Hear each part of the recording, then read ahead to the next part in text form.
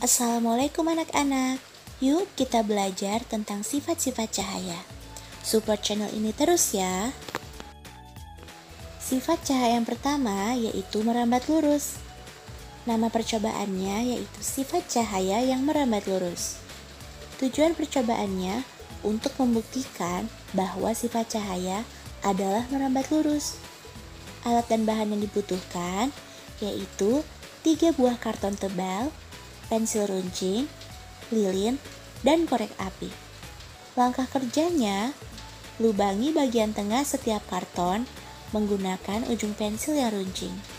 Letakkan 3 karton tersebut dengan posisi bagian tengah sejajar dengan cahaya lilin tepat di belakang lubang. Perhatikan apa yang terjadi.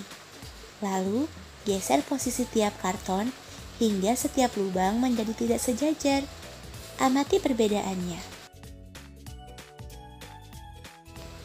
Percobaan ini membuktikan bahwa cahaya merambat lurus dengan menggunakan karton yang diberi lubang seperti gambar di samping.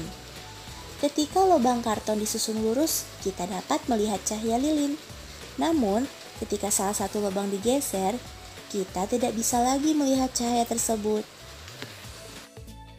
Hal ini membuktikan bahwa sifat cahaya yaitu merambat lurus. Sifat cahaya yang kedua yaitu menembus benda bening. Percobaan ini menggunakan cahaya matahari atau cahaya senter, gelas atau benda-benda transparan atau bening, benda-benda berwarna gelap, dan benda-benda bening tetapi berwarna.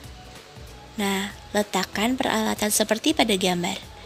Arahkan cahaya ke tembok berwarna putih. Perhatikan apa yang terjadi. Hasil pengamatan yang pertama, saat kita letakkan dan menyinarinya dengan senter ke arah peralatan bening atau transparan, maka cahaya akan menembus dan diteruskan ke dinding.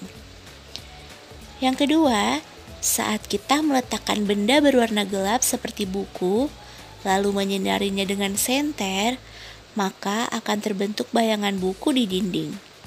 Dan yang ketiga, saat kita letakkan benda bening tapi berwarna dan menyinarinya dengan senter, benda tersebut akan meneruskan sebagian cahaya yang datang dan menyebarkan sebagian cahaya yang lainnya.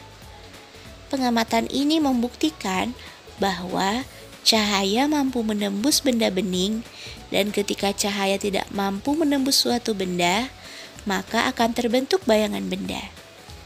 Bayangan adalah daerah gelap yang terbentuk akibat cahaya tidak dapat menembus suatu benda.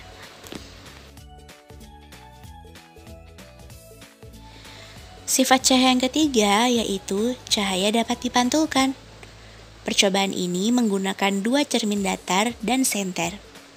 Coba pantulkan cahaya senter menggunakan cermin. Coba berbagai posisi cermin yang berbeda dan gunakan lebih banyak cermin. Amatilah apa yang terjadi pada cahaya pantul. Cermin datar yaitu cermin yang permukaan bidang pantulnya datar dan tidak melengkung. Cermin datar biasa kamu gunakan untuk bercermin. Cahaya senter yang jatuh ke arah cermin datar dapat memantul.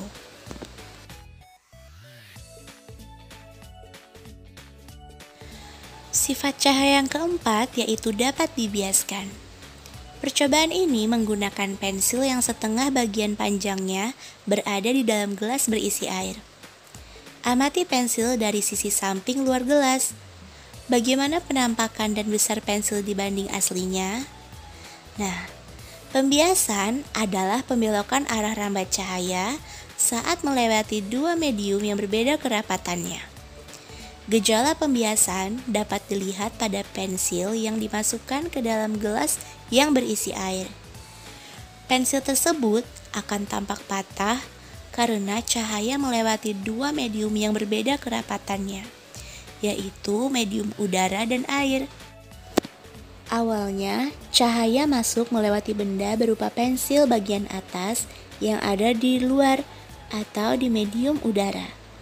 Lalu, cahaya membelok arah rambat karena melewati bagian bawah pensil yang ada di dalam atau pada medium air, sehingga terjadilah pembiasaan cahaya yang menyebabkan pensil terlihat bengkok atau patah.